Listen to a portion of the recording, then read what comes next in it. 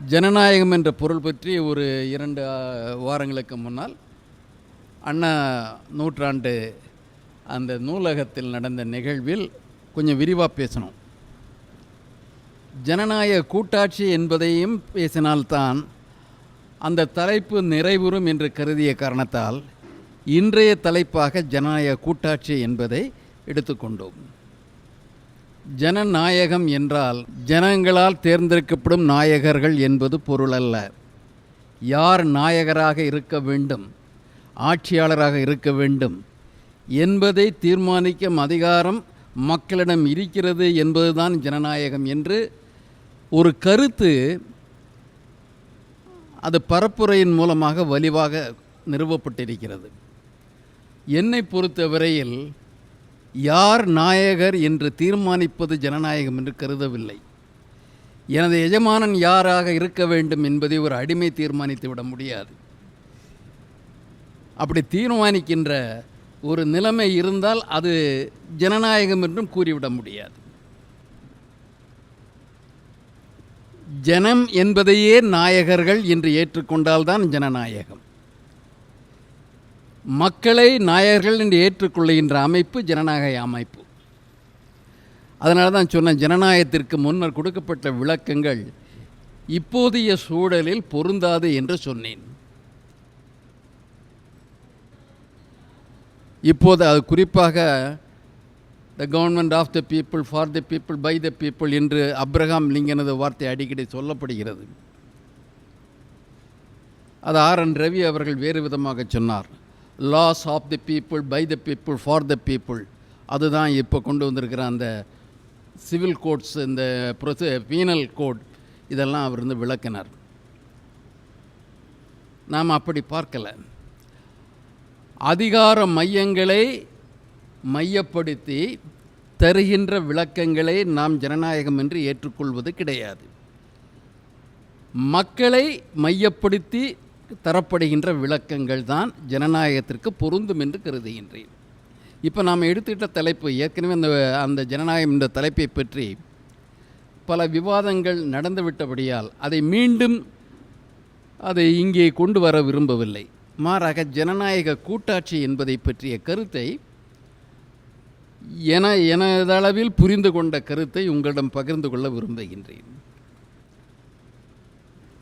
இப்போ இந்தியா தான் ஜனநாயகத்துக்கு தாய்னு மோடி சொன்னார். உலக ஜனநாயகங்களின் தாய் இந்தியா அப்படின்னு சொன்னார். தாய் இல்லாமல் பிறந்தவர் சொன்னார், அது முக்கியம். ஆனால் அதே மோடி கூட்டாட்சி தத்துவத்தின் தாய் இந்தியா என்று கூறியது கிடையாது. ஒரு 10 நாட்களுக்கு முன்னால் எஸ்ஆர்எம் இன்ஸ்டிடியூட் ஆஃப் லா, அதில் ஒரு நிகழ்ச்சி. இப்போ மைய அரசில் அவசரமாக கொண்டு வரப்படுற அந்த கோடு சம்ஹிதான்னு சொல்லி, சம்ஹிதான தொகுப்பு, சம்ஸ்கிருதத்தில் தொகுப்பு. அது தொகுப்புன்னு சொல்கிறேன்னா நம்ம சம்ஸ்கிருதத்தை படித்தாகணும். அதை தொகுப்பு 3 தொகுப்புகளை அவசரமாக கொண்டு வந்து அதைத்தான் ஆர்.என். ரவி சொன்னார். Of the people, by the people, for the people அப்படின்னு சொன்னார். ஜனங்களுக்கே சம்மந்தம் கிடையாது. மக்களுக்கு அதில் என்ன இருக்குன்னு இது வரைக்கும் தெரியாது. மக்களுக்கானதானும் மக்களுக்கு தெரியாது. அது மக்களை எந்த அளவுக்கு பாதிக்கப் போகிறது என்பதை பற்றி விவாதம் நாடாளுமன்றத்தில் கூட நடக்கவில்லை. ஆனாலும் அவர் ரொம்ப பெருசாக பேசுகிறாரு. இது for the people, by the people அப்படின்ட்டு ஒரு புரட்சிகரமான ஒரு சட்ட தொகுப்பு அப்படின்னு பேசுகிறாரு. அதை பேசுகிற சமயத்தில் ஒரு ஸ்டேட்மெண்ட்டை கொடுக்குறார். அரசியலமைப்பில் என்ன இருக்குது அப்படின்னு நம்மகிட்ட கேட்குறாரு அவர். ஏன்னா அவருக்கு தானே எல்லாம் தெரியும். நாம் உதிரியாக தானே படிப்போம். அவர் முழுக்க படித்தவர் மட்டும்தான். அதனால் அவர் கேட்குறார், அரசியலமைப்பில் என்ன இருக்குது? India is a union of states. இதை ஸ்டாலின் சொன்னால் தேச விரோத நடவடிக்கையாக தேசமெங்கும் கொள்கை பரப்பு பண்ணுறாங்க. எப்படி ஒன்றியம்னு சொல்லலாம்? ஒன்றியம்னா நீங்கள் தேசத்தை பிளக்கிறீங்க, பிரிவினைவாத பேச்சு. ஓபிஎஸ் முதல் கொண்டு பேசினார் தேச விரோத அந்த சொல். அது எப்படி நீங்கள் ஒன்றியம் சொல்லலாம்? நம்ம ஆளு விளக்கம் கொடுக்குறாங்க. யூனியன் ஆஃப் ஸ்டேட்ஸ்ன்னு இருக்குது, பார்ட் 2ல் வருதுங்க. Union of states India shall be union of ஸ்டேட்ஸ்னு அதில் வந்திருக்கு. யூனியன்கிறதுக்கு தமிழாக்கங்கிறது ஒன்றியம் அப்படின்ட்டு சொல்கிறாரு. அப்போ ஸ்டாலின் சொல்கிற சமயத்தில் அது வந்து தேச விரோத சொல். இப்போ ஆளுநர் சொல்கிறார் யூனியன் ஆஃப் ஸ்டேட்ஸ், சொல்லிட்டு அதை விளக்குறதுக்கு வேறொரு வாதத்தை வைக்கிறார். It is not a federation of India, it is a union of India. ரொம்ப தத்துவம் இது இல்லையா அந்த சொல் விளக்கங்கள். அவரை மாதிரி படித்தவர் பார்க்கணும். 20,000 படித்தவருக்கே இவ்வளோ விஷயம் தெரியும்னா அதை விட படித்த அவருக்கு எவ்வளோ விஷயம் தெரியும். அப்போ அவர் சொல்கிறார் union of states not a federation of states அப்படிங்கிறாரு. சரி, ரெண்டுக்கு என்ன வித்தியாசம்னா சொல்லியிருக்கணும் இல்லையா, அதை சொல்ல. ஸோ ஃபெடரேஷனுங்கிறது நீங்கள் சொல்லக்கூடாது இந்தியாவை. India is not federal state. அதுதான் அவர் சொல்ல விரும்புகிறாரு. யூனியனை வேறு எதுவோ அப்படின்னு அவர் சொல்ல விரும்புகிறார். வேறு எதுவோங்கிற என்னென்னு அவர் சொல்லவே மாட்டார் கடைசி வரைக்கும். என்ன வேடிக்கைன்னா அவருக்கு கான்ட்ரடிக்ஷன், அவருக்கு முரண்படுறது யாருன்னா மோடி. ஒரு தெய்வ பிறவி இருக்கார் இல்லையா மோடி. அவர் என்ன சொன்னார், 2014 ஆட்சிக்கு வந்த உடனே என்ன சொன்னார், ஐ இன்சிஸ்ட் ஆன் கோஆப்ரேட்டிவ் ஃபெடரலிசம்னு சொன்னார். ஒத்துழைப்பு கூட்டாட்சி அப்படின்னு பேசினார். Cooperative federalism. இந்தியா தான் ஃபெடரேஷனே கிடையாது. எப்படி மோடி வந்து ஃபெடரலிசம்னு சொல்லலாம்? கோஆப்ரேட்டிவ் ஃபெடரலிசம் ஒரு அட்ஜெக்டிவை கொடுத்துட்டு எப்படி சொல்லலாம்? ஸோ மோதல் ஆர்என் ரவிக்கும் மோடிக்கும், ஸ்டாலினுக்கும் ரவிக்கும் கிடையாது. ஏன்னா ஸ்டாலினோட ஒத்து போகிறார், யூனியன் ஸ்டேட்ஸுங்கிறத ஒன்றியங்கிறத ஒத்து போகிறார். எங்கே முரண்படுறாரு? மோடியோட முரண்படுறாரு. இது ஃபெடரலிசம் இல்லைங்கிறாரு மோடி, கோஆப்ரேட்டிவ் ஃபெடரலிசம் சொல்கிறார். இவங்கெல்லாம் எந்த ஒரு தெளிவும் இல்லாமல் நமக்கு தெளிவே வரக்கூடாதுங்கிறதுக்காக முரண்பட்ட வாதங்களை வைக்கின்றார்கள். இப்போ நமக்கு ஒரு தெளிவு வரணும், அதற்காகத்தான் இந்த ஃபெடரலிசம்ங்கிறத ஒன்று சொன்னேன். அறமதி ரொம்ப அழகாக சொன்னார் லிச்சாவி குடியரசு பற்றி. கூட்டணி வேற, கூட்டாட்சி வேற. அலையன்ஸ் இருக்குது, கூட்டணி. இப்போ இவர் லிச்சாவி ஃபெடரேஷன் அப்படிங்கிறது வரலாற்றில் வரக்கூடிய விஷயம். லிச்சாவி சங்காதம், 18 இனக்குழுக்கள் சேர்ந்து ஒரு கூட்டமைப்பை உருவாக்குது ஒற்றை நோக்கத்திற்காக. பக்கத்தில் இருக்கிற மகதம் நம்ம ஆக்கிரமிச்சிடக்கூடாது, நம்ம போர் நடவடிக்கையில் ஒன்றிச்சு செயல்படணும். லிச்சாவி குடியரசு. அதற்குள்ளே இருக்கிறவங்களே கூட்டமைப்பு வச்சுருந்தாங்க. இந்த மல்லாக்கள் அவங்களும் ஒரு 16 17ன்ட்டு. இந்த 18 பட்டிங்கிறது சாதாரணமாக வர விஷயம் கிடையாது, தமிழ் சினிமாவில் வர விஷயம் கிடையாது. அந்த காலத்திலேயே 18க்கு முக்கியத்துவம் கொடுத்துருக்காங்க. லிச்சாவியில் 18 இனக்குழுக்கள் இருந்தது. மல்லர்கள் ஏற்படுத்தலையும் 18 பேர் இருந்தாங்க. அது என்ன 18க்கு முக்கியத்துவம் தெரியல. அது பின்னால் ஏதாவது ரகசியம் இருக்கலாம், தங்கமலை ரகசியம் மாதிரி அதான் ரகசியம் இருக்கலாம். ஆனால் கூட்டணிகள் அவையெல்லாம் சொல்ல போனாலும் கூட்டாட்சின்னு சொல்ல முடியாது. நிர்வாக வசதிக்காக அப்படிங்கிறத விட ஒரு எதிரியின் ஆக்கிரமிப்பை தவிர்ப்பதற்காக ஒரு இராணுவ நோக்கத்திற்காக ஒரு கூட்டமைப்பு. 169 கிமு 169 ஒரிசால சேடி மன்னன் கலிங்கத்து மன்னன் காரவேலன் அவன் வெளியிட்ட கல்வெட்டு அதிகும்பா கல்வெட்டு, கிமு 169. அந்த கல்வெட்டில் அவன் தன்னுடைய வெற்றிகளை பற்றியெல்லாம் பட்டியலிட்டு வர்றான். அதில் அவன் குறிப்பிடுறான், 113 ஆண்டுகளாக நம்மை அச்சுறுத்தி வந்த திராவிட கூட்டமைப்பை முறியடித்தேன் அப்படிங்கிறான். திராமிட சங்காதம்ங்கிற வார்த்தையை பயன்படுத்துகிறாங்க. திராமிட சங்காதம். திராமிட சங்காதம்னு எதை சொன்னால், திராமிடன்னு திராவிடம் எங்கே இருக்குதுன்னு நம்ம கொஞ்சம் பேர் இப்போ கேட்பாங்க. அங்கேயே இருக்குது, அப்போதே இருக்குது. திராமிட சங்காதம். அந்த சங்காதத்தில் இருந்த மன்னர்கள், அந்த மன்னர்கள் யாருன்னு பார்த்தா தமிழ்நாட்டு மன்னர்கள். அதை தவிர இந்த துளு நாட்டு மன்னர், குடகு பகுதி இருந்த மன்னர்கள், இவங்கெல்லாம் சேர்ந்து ஒரு கூட்டமைப்பை வச்சாங்க. எதற்கு வச்சாங்கன்னா, வடக்கே இருந்து ஆரிய படையெடுப்புன்னு அவங்க சொல்கிற அந்த மௌரிய படையெடுப்பு வருது. அந்த படையெடுப்பை சமாளிப்பதற்கு தென்னக மன்னர்கள் தங்களுக்குள் ஒரு கூட்டணியை வைத்து கொண்டார்கள். கூட்டாட்சி கிடையாது. ஒன்றாக இணைந்து இராணுவ முனைப்புகளை மேற்கொள்ளுவது, இந்த ஆரிய படையெடுப்பை தவிர்ப்பது. அதை முறியடித்தேன் அப்படின்னு அவர் சொல்கிறார். என்ன வேடிக்கைன்னா, இதுவரைக்கும் நமக்கு கிடைக்கிற தொன்மை தமிழ் நூற்களில் அல்லது சங்க நூற்கள் என்று சொல்ல அடையாளப்படுத்தப்படுகின்ற அந்த நூற்களில் இந்த கூட்டணியை பற்றிய எந்த குறிப்பும் இல்லை. கரிகாலன் படையெடுத்து போனான்ட்டு கரிகாலனுக்கு பின்னால் வந்த குறிப்புகள் உண்டு, கரிகாலன் காலத்து குறிப்புகள் கிடையாது. இமயவரம்பன் நெடுஞ்சேரலாதன்கிறவன் இமயத்துக்கே சென்றான், இமயத்தை வரம்பாக கொண்டவன் அப்படிங்கிற அந்த வியாக்கியானம்னு சொல்லுவாங்களே, விளக்கங்கள் தான் உண்டு. ஆரிய படை கடந்த நெடுஞ்செழியன் அப்படிங்கிற குறிப்பு உண்டு. இப்போ சேர சோழ பாண்டியர்கள் ஆரிய படைகளை முறியடித்திருக்கின்றார்கள். அதை கூட்டிணைமைச்சு முறியடித்தான செய்தி தமிழ் இதில் கிடையாது. ஆனால் அதை காரவேலன் குறிப்பிடுறான்.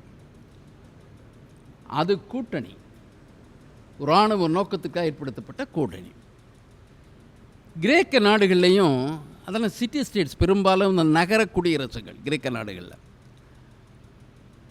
பாரசீக பேரரசு வலிமையாக பரவி வந்தபோது அந்த பாரசீக படைகளை எதிர்கொள்வதற்காக கிரேக்க நகர குடியரசுகள் கூட்டணி அமைத்து கொண்டன. கான்ஃபெடரேஷன் ஆஃப் கிரீக் ஸ்டேட்ஸ் கூட்டணி அமைத்து கொண்டன. பாரசீகத்தை தடுத்ததுக்கப்புறம் மிலிட்ரியை நீங்கள் உருவாக்கினீங்கன்னா அந்த மிலிட்ரியை சும்மா வச்சுருக்க முடியாது. அதை எப்படி பயன்படுத்துறது? தங்களுக்குள்ளேயே போரிட்டு அதை பயன்படுத்தி கொண்டார்கள். ஸ்பார்ட்டா ஏத்தன்ஸு மேசிடோனியாவை எதிர்க்கும் இதுக்காக போச்சு. அந்த உள்நாட்டுக்கு போருக்கு கிரேக்க வரலாற்றில் பெயர் பெலோபனேசியன் போர். கூட்டணி அங்கே வச்சது, கூட்டாட்சி கிடையாது. பேரரசுகளில்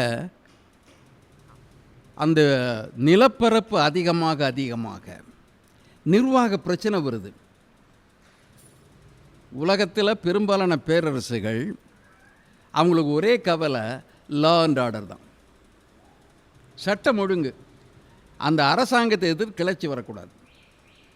ரெண்டாவது, வரி வசூல் பண்ணி ஆகணும், வருமானம் வரணும், வேறு எந்த நோக்கம் கிடையாது.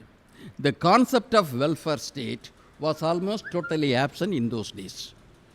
பொது மக்கள் நல அரசு என்ற அந்த அடிப்படை அந்த காலத்தில் இருக்கவில்லை. இந்த அரசு தனது ஆட்சி அதிகாரத்தை நிலைப்படுத்துவதற்காக கிளர்ச்சி வராமல் தடுக்கணும். வரி வசூலில் எந்த குந்தகமும் வந்துடக்கூடாது. இராணுவத்தை நம்பி இருக்கிற அரசுகள். அப்போ அதற்காக ஏற்படுத்தப்பட்ட உண்டு. ஆனாலும் பெரிய அரசு நம்ம அசோகன் காலத்தில் எடுத்துக்குவோம். அசோகனது அரசு ஆப்கானிஸ்தான் உள்ளிட்டு இங்கே நம்ம தமிழ்நாடு எல்லை வரைக்கும் இருந்திருக்கு. இந்தியாவிலே ஏற்பட்ட முதல் பெரிய பேரரசுங்கிறது மௌரிய பேரரசு. அந்த பேரரசை அசோகன் ஆட்சியின் சிறப்புன்னு சொல்லுறதில் என்ன சொல்லணும்னா, அவர் எப்படி வகைப்படுத்துகிறார்?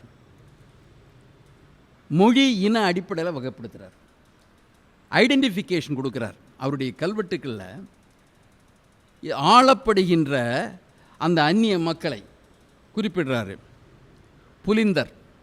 புலிந்தர்னு ஒரு மக்கள் பிரிவு, கலிங்கர்னு ஒரு மக்கள் பிரிவு, ராஷ்டிரர் நம்ம மகாராஷ்டிரா பிரிவு, பிட்னிகர் அப்படின்னு பிரிவு.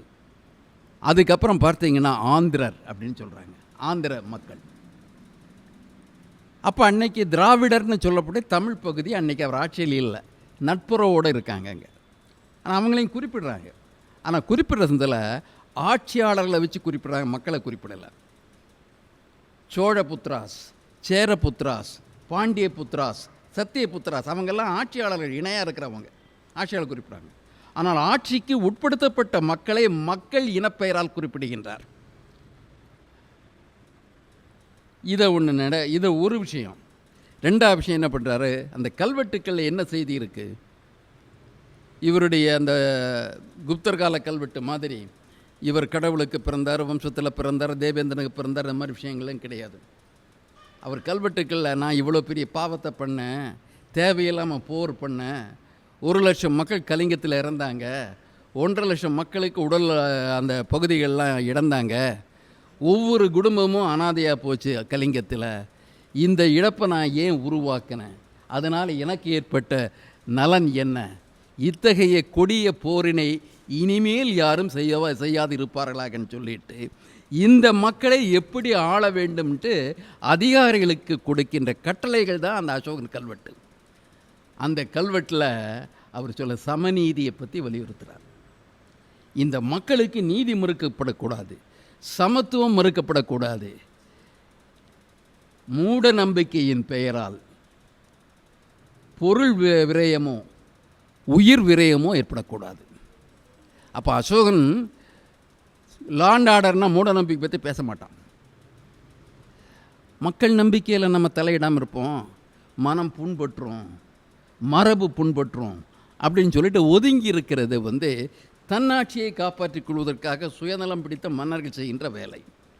ஆனால் அசோகன் என்ன சொல்கிறான், மக்களை மனமாற்றத்திற்கு உள்ளாக்க வேண்டும், மடமையிலிருந்து விடுவிக்க வேண்டும், அதற்கு நீங்கள் இந்த விஷயங்களையெல்லாம் அவங்ககிட்ட சொல்லணும்னு சொல்கிறாங்க.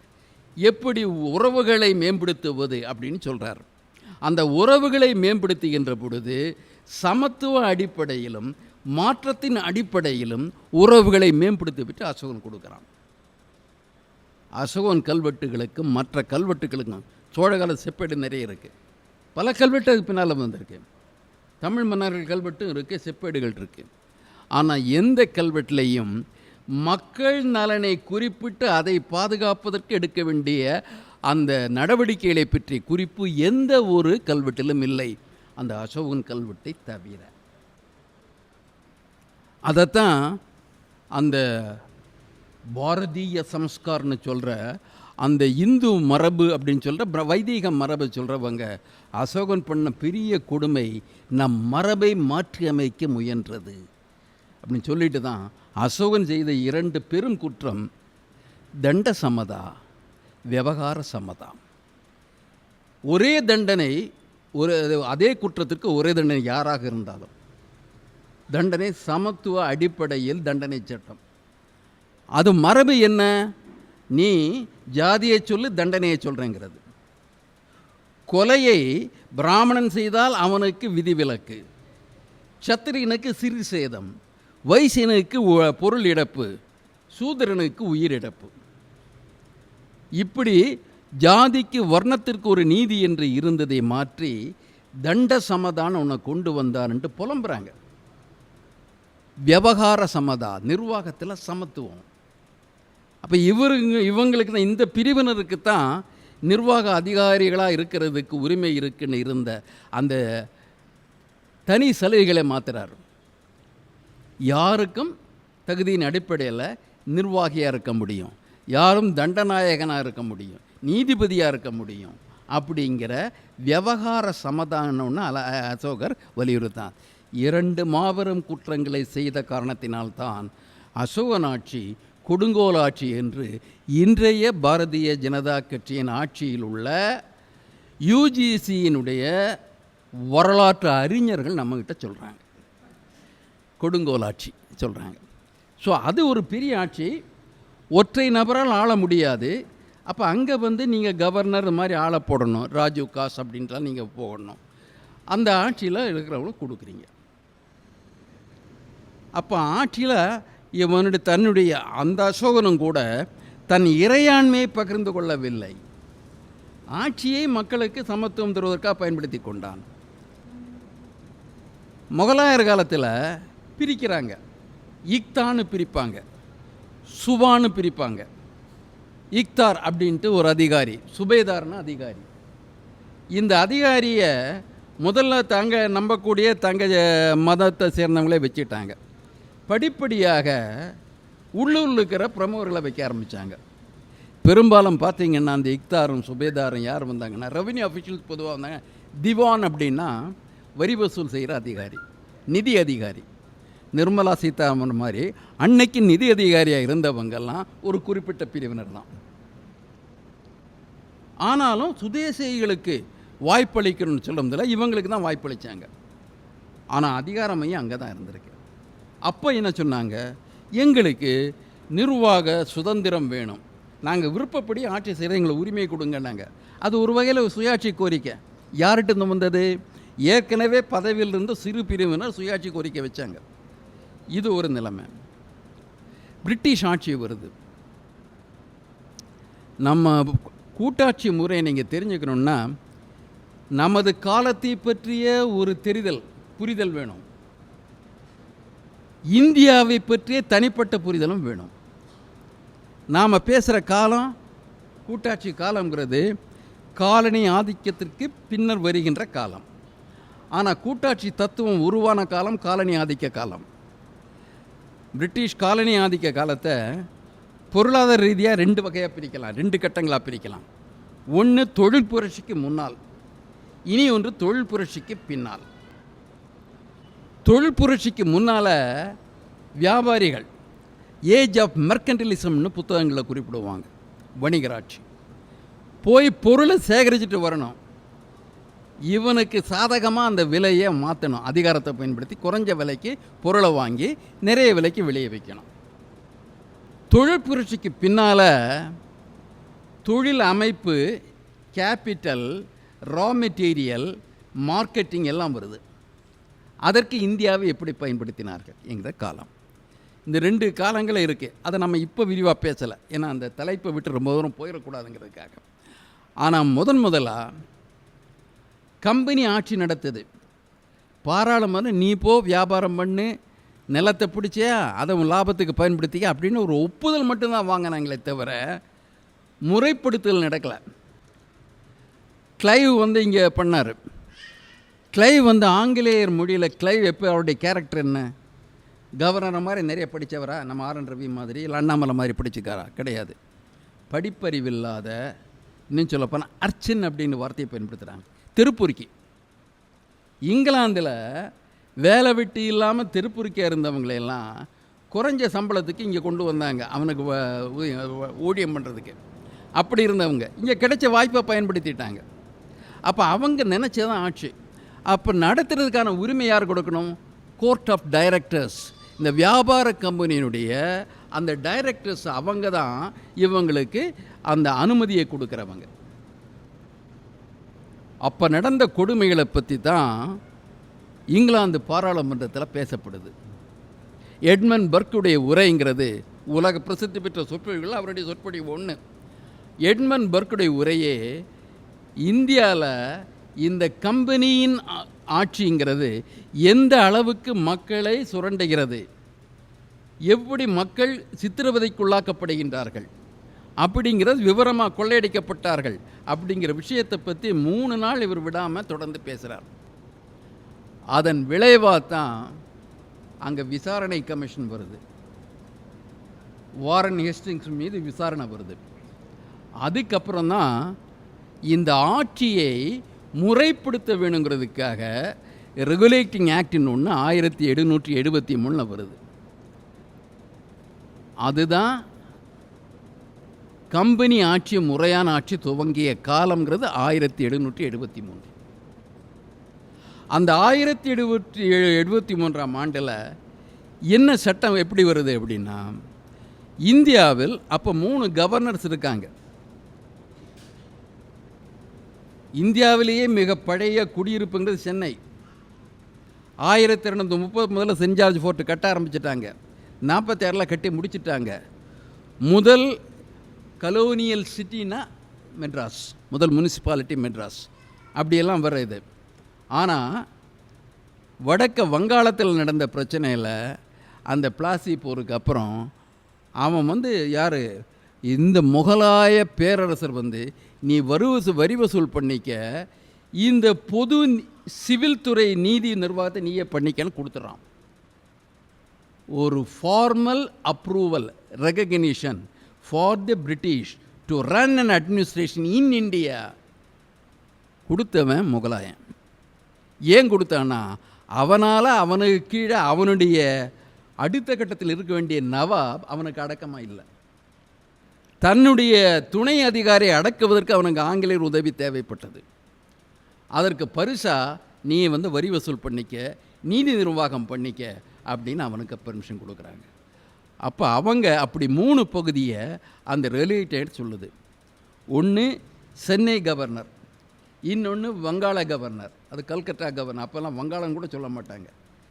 Government of Madras, saint George fort, அங்கே கல்கத்தா வில்லியம், இங்கே ஃபோர்ட் வில்லியம்ட்டு பாம்பேயில்.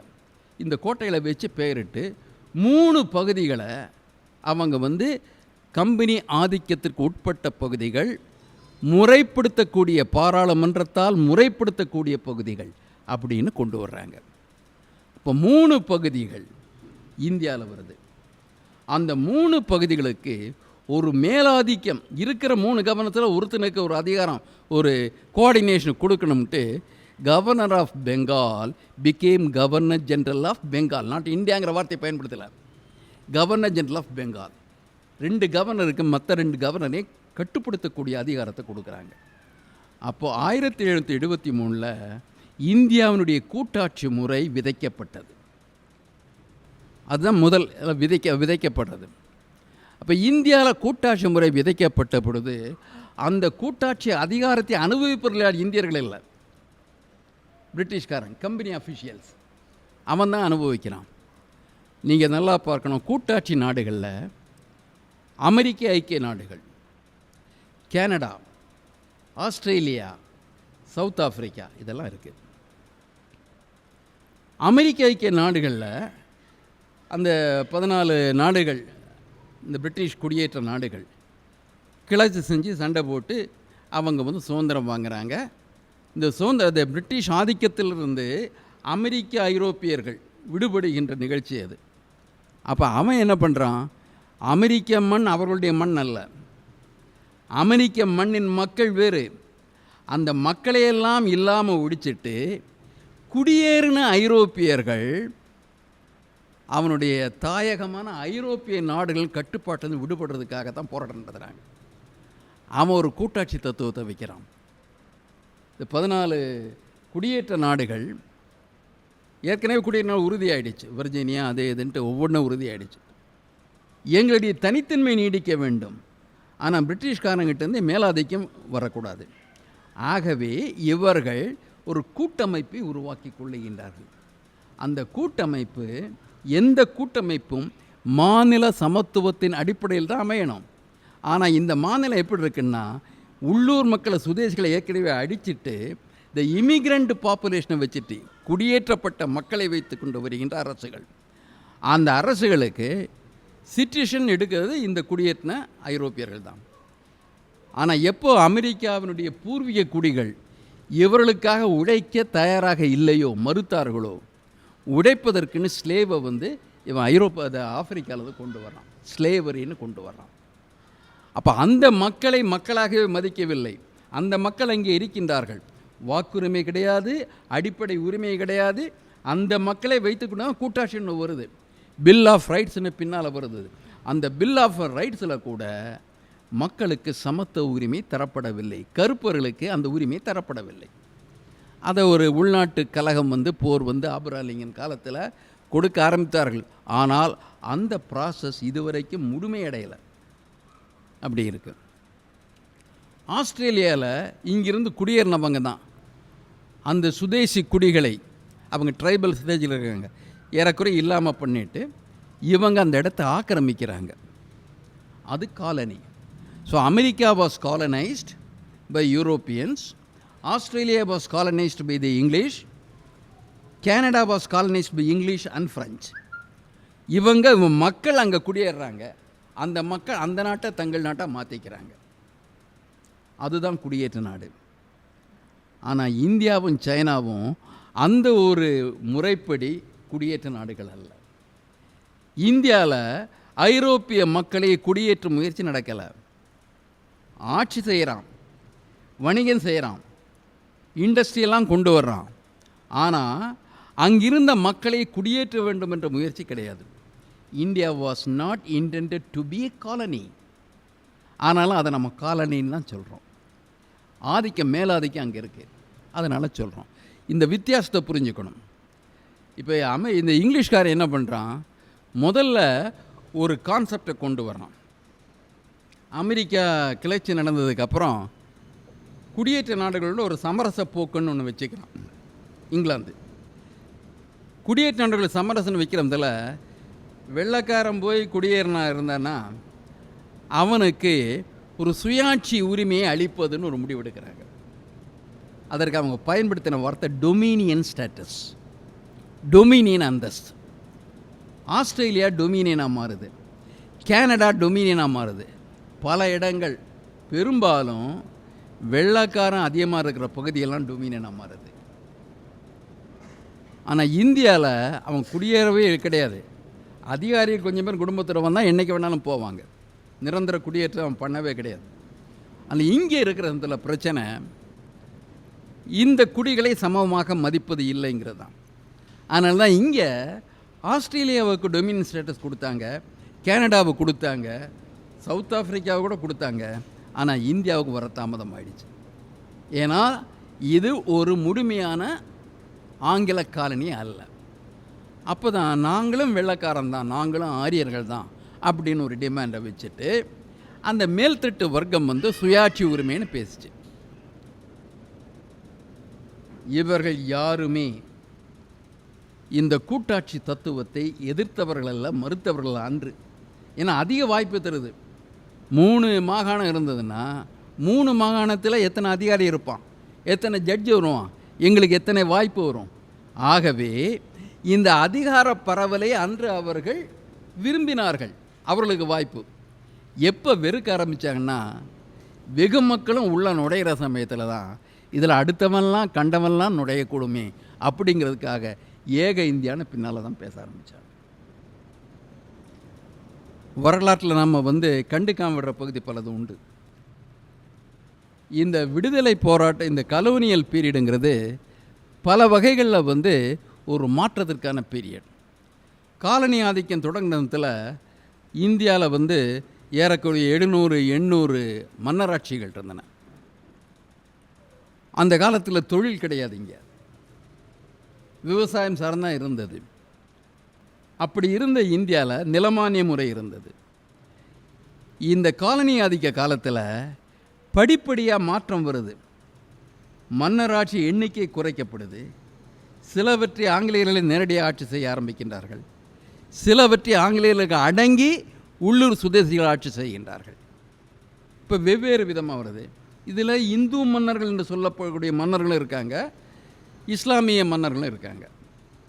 ஆனால் ஆங்கிலேய ஆட்சியை ஏற்றுக்கொண்டவர்கள், ஆங்கிலேய மேலதிகாரத்தை, அதை ஆங்கிலத்தில் சொல்லக்கூடிய அந்த சொல்லுங்கிறது the Sudesi princes accepted the suzerainty of the English. மேலாதிக்கம், suzerainty. ஆனால் மெட்ராஸ், கல்கட்டா, பாம்பே இருக்கிற இடத்துல அங்கே இருக்கின்ற மக்கள் had to accept the sovereignty of the British. அது முழுமையான அதிகாரத்தை ஏற்றுக்கொள்ளுங்கிற நிலைமை ஏற்பட்டது.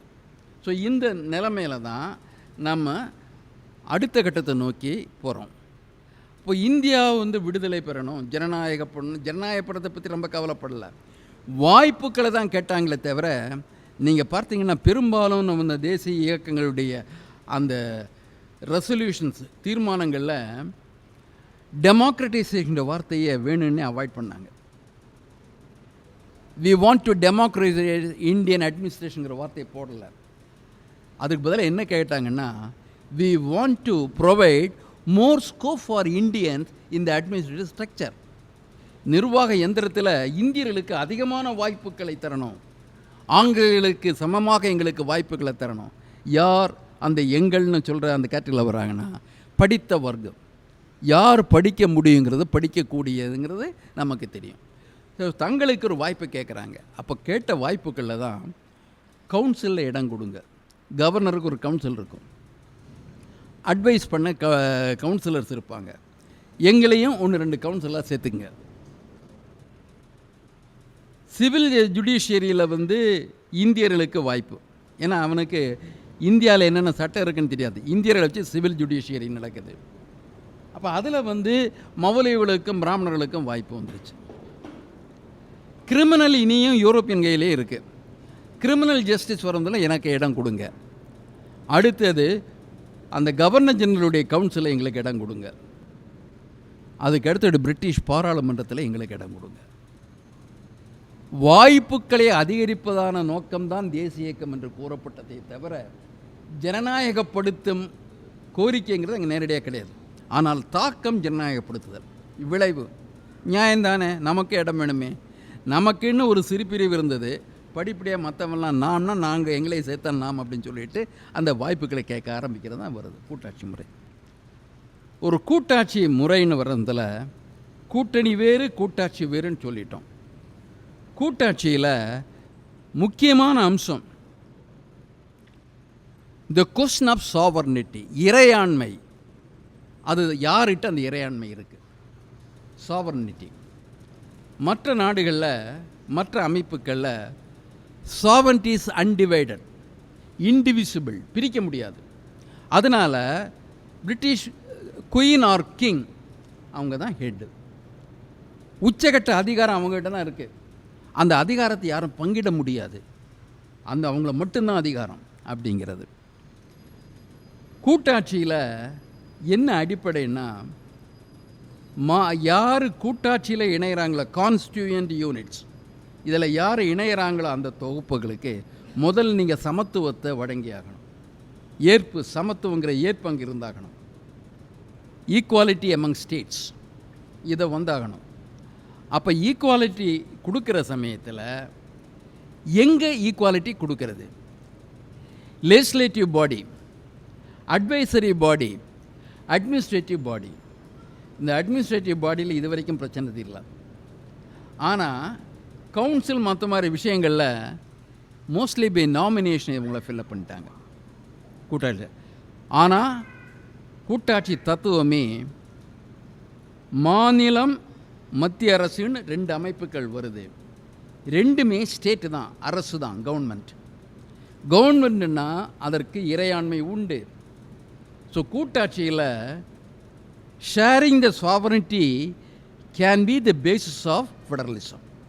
ஷேரிங் த சாவர்னிட்டி, அந்த சாவர்னிட்டியை ஷேர் பண்ணுறது, பிரிக்கிறதன் அடிப்படையில் தான் டிஸ்ட்ரிபியூஷன் ஆஃப் பவர்னு ஒரு கிளாஸ் அதில் வைக்கிறான். அரசு அதிகாரங்களை பட்டியலிடுவது, பிரிப்பது. என்னென்ன அதிகாரம்? இந்தியாவில் முதலாக அதை செஞ்சது வந்து அந்த ப்ரிலிமினரி அட்டெம்ப்ட் வந்து 1919 சட்டம். 1919 சட்டத்தில் அதுதான் ப்ரொவின்ஷியல் டயார்கின்னு கொண்டு வந்து இரட்டையாட்சி, மாநிலங்களில் இரட்டையாட்சி கொடுக்குது. ஒரு சில இந்தியர்களை தேர்தலில் நின்று ஜெயித்தவங்க இந்தியர்களை சில லாக்காக்களை தருவது அப்படின்னு எடுக்கிறாங்க. அதுக்கு அவங்க சொன்னது, இவங்களை வந்து ஜனநாயக முறையில் அவங்கள பயிற்சி கொடுக்குறோம், அந்த முதல் கட்டமாக இப்படி அப்படின்னாங்க. நீதி கட்சி அப்படி தான் அந்த இரட்டையாட்சியில் தான் வருது. பிறகு 1930 அப்போ இந்த இரட்டையாட்சி வர்றதுல தான் என்னென்ன அதிகாரங்கள் வந்து மைய அரசுக்கு இருக்கு, என்னென்ன அதிகாரங்கள் மாநில அரசுக்கு இருக்கு பட்டியலிடுறாங்க. இந்த மாநில அரசு பட்டியலில் எந்தெந்த அதிகாரங்கள் இந்தியர்களுக்கு கொடுக்கலாம், எந்தெந்த அதிகாரங்கள் கவர்னர் கையிலே இருக்கும் அப்படிங்கிற ரெண்டாக பிரிக்கிறாங்க.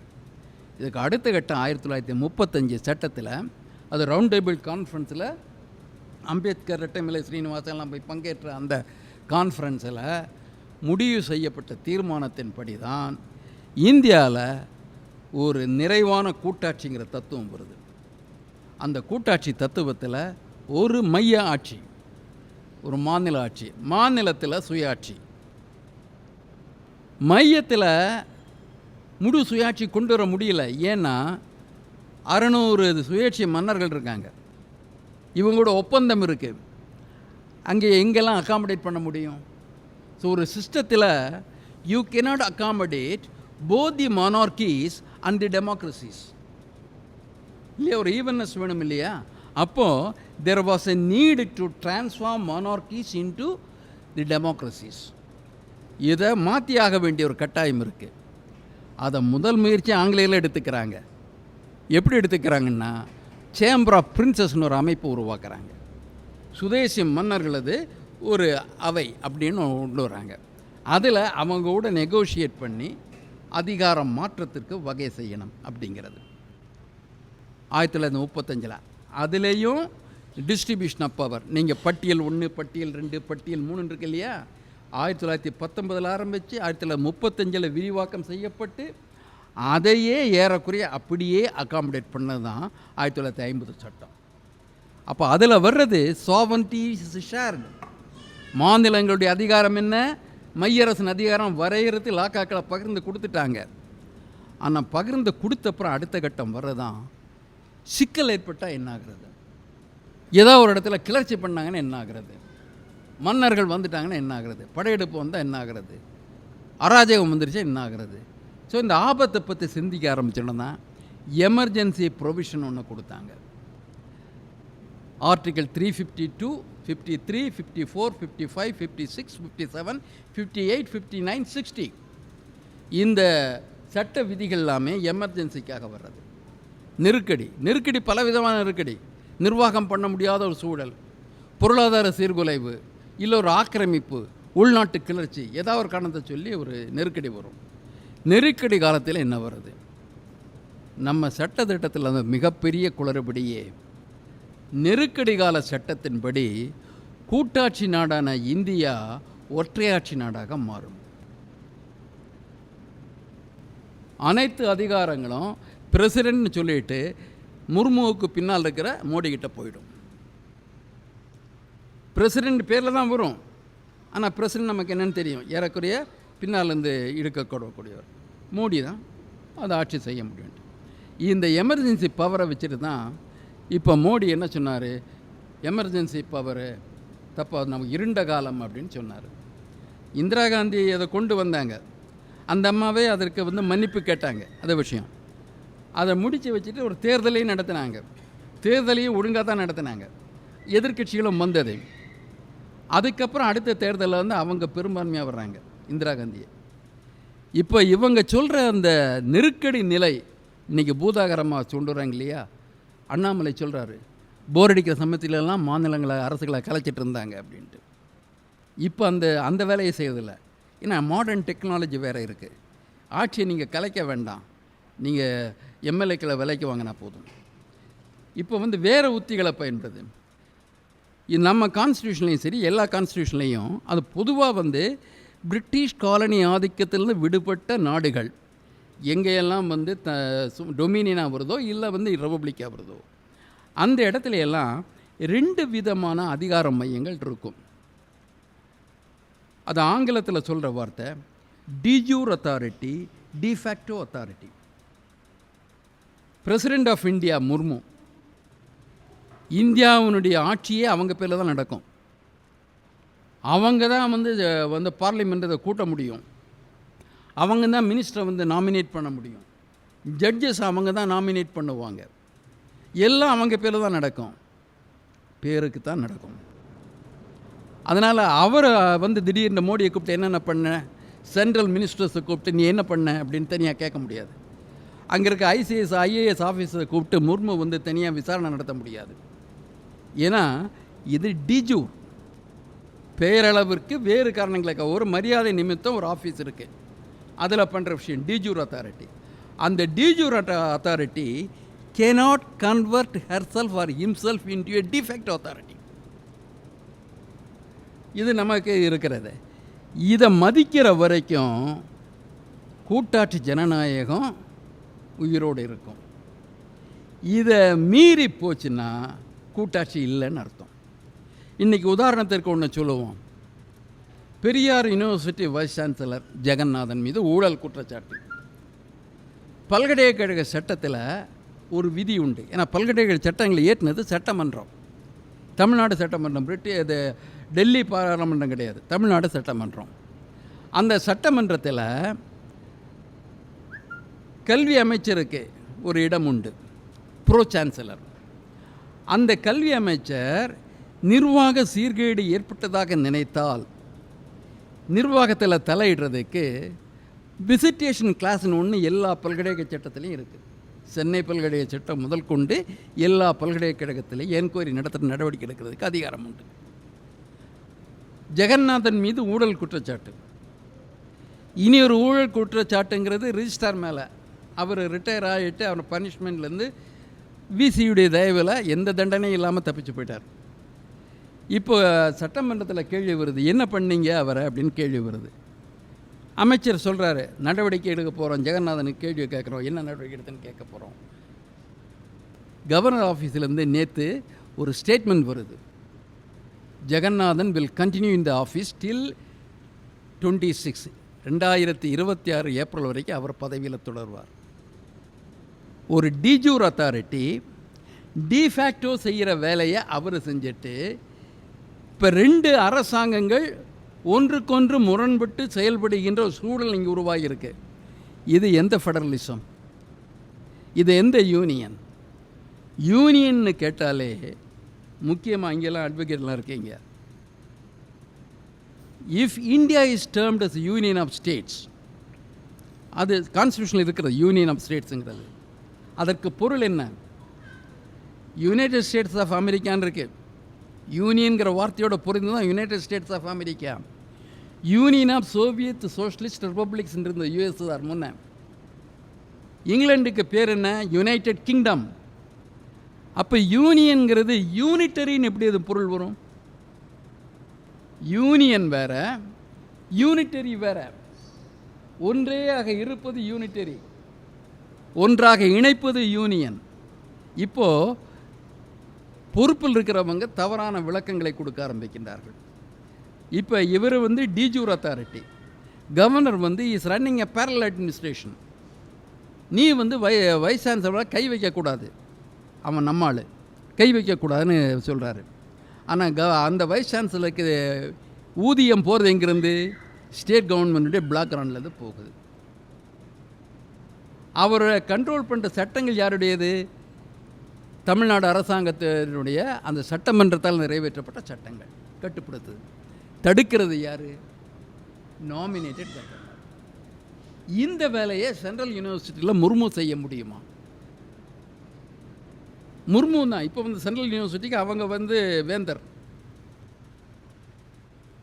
அந்த சென்ட்ரல் யூனிவர்சிட்டியில் முர்மு நீ சென்ட்ரல் எஜுகேஷன் மினிஸ்டர் செய்கிறத நான் ஏற்றுக்க முடியாது, அந்த அதிகாரியை நான் நேராக கூப்பிட்டுக்கிறேன், நான் பேசுகிறேன், இல்லை அந்த இடத்துக்கு நான் போகிறேன் அப்படின்னு சொல்லிட்டு பண்ணாங்கன்னா அடுத்த நாள் இம்பீச்மெண்ட் முர்மு வெளியே போக வேண்டியதெல்லாம் ஏற்படும். ஸோ ஒரு sovereignty is divided, but sovereignty at the state level is ambered, violated, but sovereignty of the center is insisted enormously. இங்கே வர்றது இந்த ஒரு இது ஃபெடரல் கான்செப்டுக்கு சரியாக வருமா? India is not a federation சொல்கிறத வச்சேன். ஃபெடரேஷனுங்கிற வார்த்தை அந்த கான்ஸ்டியூஷனில் இல்லை. யூனியன் வார்த்தை உண்டு. அதே கான்ஸ்டியூஷனில் டிவிஷன் ஆஃப் பவர் உண்டு, டிஸ்ட்ரிபியூஷன் ஆஃப் பவர் உண்டு, லிஸ்ட் ஆஃப் டிபார்ட்மெண்ட்ஸ் உண்டு, எல்லாமே கொடுக்குறாங்க. அதில் கவர்னர் இங்கே ஒரு டிக்டேட்டர் மாதிரி எப்படி செயல்பட முடியும்? இப்போ கான்ஸ்டியூஷனுக்கு, இந்தியன் கான்ஸ்டியூஷனில் ஃபெடரலிசம் சில குறைபாடுகள் உண்டு. இவர் சொன்னார், இந்த மாநிலங்கள் ஈக்குவல்ட்டி அப்படின்னு சொன்னாங்க இல்லையா? அமெரிக்காவில் 50 மாநிலங்கள் இன்றைக்கி இருக்குது. சென்ட்ரல் லெஜிஸ்லேச்சரில் மாநிலங்களுக்குன்னு செனட் உண்டு. அந்த செனட் மெம்பர்ஷிப் எப்படி? நீ எவ்வளோ பெரிய ஸ்டேட்டாக இருந்தாலும் உனக்கு 2 பேர் தான் மெம்பர், ரெப்ரசன்டேட்டிவ். சின்ன ஸ்டேட்டாக இருந்த ஹவாய், அதுக்கு 2 பேர். ஃபிலடெல்ஃபியா 2 பேர். அலாஸ்கா அதுக்கு 2 பேர். எங்கே போனாலும் 2 பேர் தான். ஒரு ஸ்டேட்டுக்கு 2 மெம்பர் தான் செனட்டில். அந்த செனட் தான் constitution amendment, foreign policy, appointment of dignitaries எல்லாத்தையும் கண்ட்ரோல் பண்ணுறது செனட். டிஸ்ட்ரிபியூஷன் ஆஃப் ரிசோர்ஸஸ், யாருக்கு எவ்வளோ பணத்தை கொடுக்க, எல்லாத்தையும் கண்ட்ரோல் பண்ணுறது செனட். அந்த செனட்டில் ஸ்டேட்டுக்கு ஈக்குவல் ரெப்ரசன்டேஷன். இது ஃபெடரல் கான்ஸ்டியூஷனில் இது செகண்ட் சேம்பர்னு சொல்லக்கூடிய 2வது அவை, மாநிலங்களுக்கு உரிய அவைங்கிறது ரொம்ப முக்கியம். நம்ம கான்ஸ்டியூஷனில் 1935 ஆக்ட்லேயே அது வந்துருச்சு. 1950 ஆக்டில் ரீஇட்ரேட் பண்ணுறாங்க. அதை என்ன பேர் சொன்னாங்க? கவுன்சில் ஆஃப் ஸ்டேட்ஸ்ன்னு தான் பேர் கொடுத்தாங்க. மாநிலங்களின் கவுன்சில் அப்படின்னு கொடுத்தாங்க. ராஜ்யசபான்னு இந்தியில், ஏன்னா அவளுக்கு கொஞ்சம் புரியணும் இல்லையா சம்ஸ்கிருதத்தோட சார்ந்த, ராஜ்யசபா ராஜ்யங்களின் சபை அப்படின்னு கொடுக்குறது. ராஜா ராஜ்யம்னு என்ன அர்த்தம்? உனக்கு ராஜாங்கம் பண்ணக்கூடிய அதிகாரம் உள்ளிட்ட ராஜ்யமாக கொடுத்தாங்க. நம்ம இதில் என்ன பண்ணாங்க, ஈவன் நம்பர் கொடுக்கல. ஆனால் அசம்பிளியில் இருக்கிற மெம்பர்ஸை பேஸ் பண்ணி அதை வந்து பாப்புலேஷன் பேஸ் பண்ணி எல்லாம் பண்ணி தமிழ்நாட்டிலேருந்து 3 ஆண்டுக்கு ஒரு முறை 2 பேர் எடுக்கலாம் அப்படின்ட்டு இன்றைக்கி ஈக்குவல் ரெப்ரசன்டேஷனுங்கிற கான்செப்ட் இல்லாத ஒரே ஒரு செகண்ட் சேம்பர் இந்தியாவுடையது. ஃபெடரலிசம் அவங்க அடி வாங்குது. ஏன்னா 2 கேட்டகரி, மக்களுங்கிற கேட்டகரி, மக்களுக்கு சமத்துவம். 2வது கேட்டகரி பொலிட்டிக்கல் அரேஞ்ச்மெண்ட்டில் மாநிலங்களுக்கு சமத்துவம். கான்ஸ்டியூஷனில் மக்கள் யாராக இருந்தாலும் ஆளுக்கு ஒரு ஓட்டுன்னு சொல்லிட்டாங்க, எனக்கு இண்டிவிஜுவல் சமத்துவத்தை கொடுத்துட்டாங்க. ஆனால் ஒரு ஃபெடரல் ஸ்ட்ரக்சரில் மாநிலங்களுக்கு சமத்துவம்னு ஒன்று கொடுக்கல. அதை கொடுக்குற சமயத்தில் கூட என்ன தப்பு நடந்துருச்சுன்னா, நீங்கள் அமெரிக்காவில் ஒரு ஸ்டேட்டில் நீங்கள் வந்து செனட்டுக்கு போகணுன்னா அந்த ஸ்டேட்டுடைய குடிமகனாக இருக்கணும். இந்தியாவில் ஏறக்குறைய 1980 வரைக்கும் அப்படி தான் இருந்தது. தமிழ்நாட்டிலேருந்து நீங்கள் போகணுன்னா தமிழ்நாட்டுக்காரராக இருக்கணும், டொமிசைல்டு இன் தமிழ்நாடு. ஆனால் அதுக்கப்புறம் என்னாச்சு, மன்மோகன் சிங் அஸ்ஸாமிலேருந்து எலெக்ட் ஆகிறார் ராஜ்யசபாவுக்கு. எல் கணேசன் மகாராஷ்டிராவில் போகிறாரு. நம்ம ஊரை பற்றியே தெரியாத திருநாவுக்கரசர் எங்கிருந்தோ அந்த ஸ்டேட்டிலேருந்து போகிறாரு. நிர்மலா சீதாராமன் அவங்க கர்நாடகா ஆந்திரா அப்படின்ட்டு போகிறாங்க. கேட்டால் தமிழச்சிம்பாங்க, ஆனால் ஒவ்வொரு இடமா போயிட்டுருக்காங்க. ஒரு ஸ்டேட்டுடைய ரெப்ரசன்டேஷன் அந்த ஸ்டேட்டில் உள்ளவங்களால தான் இருக்க முடியுமே தவிர, எங்கிருந்தோ ஒருத்தர் வந்து ஸ்டேட்டுக்கு இருக்கேங்க வந்தேன்னா அந்த basic requirement of a second state என்ன ஆகிறது, செகண்ட் அசம்பிளி.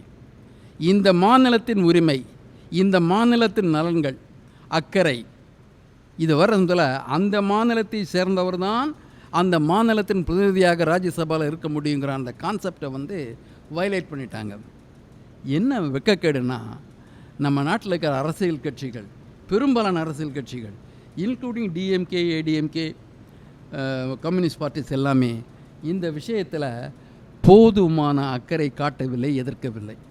எனக்கு தெரிஞ்சு ஒரு பத்திரிகையாளர் தான் வழக்கு போட்டார், அஜித் பட்டாச்சாரியான்ட்டு ஒருத்தர். அப்போ இப்போ இல்லை, அவர் தான் கோர்ட்டில் கேஸ் போட்டார்.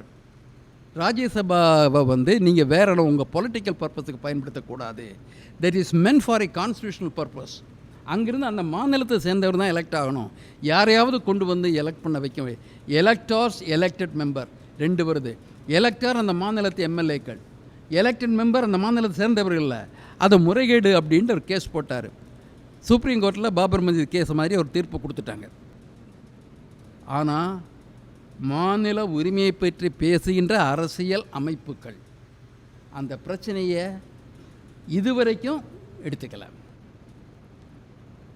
அது ஒன்று, அதை போகிறது. 2வது, ஒரு ஃபெடரல் சிஸ்டத்தில் வந்து மாநில உரிமைங்கிற எப்படி தக்க வைக்கப்படும், நிர்வாக அமைப்பு அதன் கட்டுப்பாட்டில் இருக்கணும்.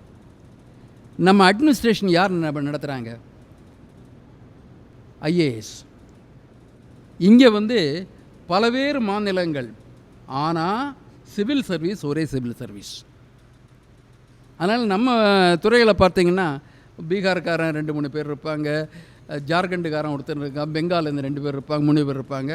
அவங்க தமிழ் கற்றுக்கிட்டு தமிழ் மக்களுக்கு தொண்டாற்ற போகிறாங்க, அது வேறு விஷயம். ஆனால் சிவில் சர்வீஸ் வர்ற சமயத்தில் அந்த மாநிலத்தை சார்ந்தவர், புரிந்து கொண்டவர், அந்த மக்களோடு இருப்பவர் அந்த சர்வீஸை வரணுமா வேண்டாமா? சிவில் சர்வீஸை வந்து இங்கே அந்த ஃபெடரல் டிஸ்ட்ரிபியூஷன் ஆஃப் பவர்ஸுக்கு உட்படுத்தலை.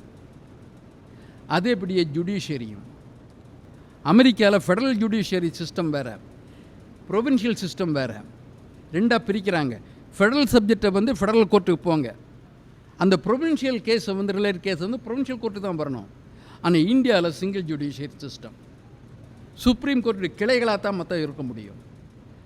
நம்ம வந்து ஃபெடரல் சிஸ்டத்தில் பல குறைபாடுகள் இருக்குது. அதை நிறைவு பண்ண வேண்டிய சமயத்தில் ஏற்கனவே இருக்கிற அந்த சிஸ்டத்தையே அடிக்கிற ஒரு தன்மை இப்போ பார்க்குறோம். ஒரு ஃபெடரல் சிஸ்டத்தில் பார்க்குறோம். இன்றைக்கி இந்த ஃபெடரல் டிபார்ட்மெண்ட்டில் வந்து கொடுக்குற பேர்கள்லாம் யூனிஃபார்மாக சான்ஸ்கிரைட் இந்தியில் கொடுக்குறாங்க. இனிமேல் ஒரு புதிய எக்ஸ்பிரஸ் வராது, இனிமேல் ஒரு சோழன் எக்ஸ்பிரஸ் வராது, கங்கா காவேரி வராது. ஏன் இந்த நிலைமை? மக்களுடைய பண்பாட்டு உரிமைகள் ஒன்று இருக்கு இல்லையா, மொழி உரிமைகள் இருக்கு இல்லையா, இதையும் சேர்த்துக்கிட்டால் தானே ஃபெடரல் சிஸ்டம். ஃபெடரல் சிஸ்டத்தை நாம் சொல்கிற சமயத்தில் பிரிந்து போகணுன்னு அர்த்தம் கிடையாது. எங்களுடைய தனி அடையாளங்களை இழக்காமல் இருப்பதற்கு உறுதி வேணும்னு கேட்குறோம். உறுதியற்ற தன்மை இப்போ வருது. ஏன்னா தமிழை பற்றி செங்கோலை பற்றி பேசுகிறாங்க. அந்த சமாஜ்வாதி எம்பிக்கு வந்து தமிழ் உணர்வு கிடையாது, இவங்க தமிழ் கலாச்சாரத்தை மதிக்கிறது இல்லைன்னா யோகி ஆதித்யநாத் முதற்கொண்டு பேசுகிறாங்க. அவர் பதில் வேறு கொடுக்குறாரு, செங்கோலுங்கிற மன்னராட்சியின் சின்னம் அப்படின்னு கொடுக்குறாரு. உனக்கு வரலாறு புரியலன்னு இவர் சொல்லிகிட்ருக்காரு. எந்த கோலை வச்சுக்கிட்டு தஞ்சாவூர் மகாராஜா வந்து தஞ்சாவூர் சரபோஜி ஆட்சி அதிகாரத்தை ஆங்கிலேயனுக்கு கொடுத்தான். எந்த செங்கோலை வச்சுக்கிட்டு ராஜபுத்திர மன்னர்கள்லாம் ஆட்சி அதிகாரத்தை வந்து மற்றவங்களுக்கு கொடுத்தாங்க. அப்போ இல்லாத செங்கோல் இப்போ என்ன திடீர்னு வருது? எனக்கு தெரிஞ்ச வரைக்கும் செங்கோலை பற்றி பேசுகிற சிலப்பதிகார காலத்தில் ஆதீனங்கள் கிடையாது. ஆனால் இன்றைக்கி செங்கோலை ஆதீனங்கள் வடிவமைக்குது. இப்போ இது வந்து ஒரு பொய்யெல்லாம் கொண்டு வந்து இதை திருட்டு வெறும் மாயையெல்லாம் வந்து ஒரு கூட்டாட்சி முறைன்ட்டோம். ஒப்புக்கு நடக்கிற விஷயங்களை கூட்டாட்சி முறைன்ட்டோம். அடிப்படை கூட்டாட்சி தேவைகளை புரிந்து கொள்ளாத அளவிற்கு படித்த மக்கள் கூட இருப்பது தான் வேதனையானது. இன்றைக்கி எஜுகேஷன் உலகத்தில் எந்த ஒரு கூட்டாட்சி நாட்டிலையும் கல்வி முறைங்கிறது ஒன்றிய அரசுகிட்ட போனது கிடையாது. இந்தியாவில் மட்டும்தான் கல்விங்கிறது ஒற்றை கட்டுப்பாட்டில் வருது, மைய கட்டுப்பாட்டில் வருது. கான்ஸ்டியூஷன் வரும்போது 1919, 95, 1950 மூணில் பார்த்தீங்கன்னாலும் கல்விங்கிறது இந்த யூனியன் லிஸ்ட்டில் கிடையாது, ஸ்டேட் லிஸ்ட்டில் தான் இருக்குது. ஆனால் பின்னால் எமர்ஜென்சி பீரியடில் வந்து கன்கரண்ட் லிஸ்ட்னு மாற்றினாங்க. கன்கரன்ஸ் லிஸ்ட்டில் கூட ஒரு ஸ்கோப் நமக்கு உண்டு. ஸ்டேட்ஸ் மஸ்ட் கன்கர் வித் ஒரு decision taken by centre or vice versa. கன்கரன்ஸே இல்லையே. இப்போது அந்த கன்கரண்ட் லிஸ்ட்டில் இருக்கிற அத்தனையும் ஆப்ரேஷன் பார்ட்டில் வந்து சென்ட்ரலில் இருக்குது. ஹையர் எஜுகேஷன் கம்ப்ளீட்டாக சென்ட்ரல்கிட்ட போயிடுச்சு. ஸ்கூல் எஜுகேஷன் பாலிசி சென்ட்ரல்கிட்ட போயிடுச்சு. டெக்ஸ்ட் புக்கு சென்ட்ரல்கிட்ட போயிடுச்சு.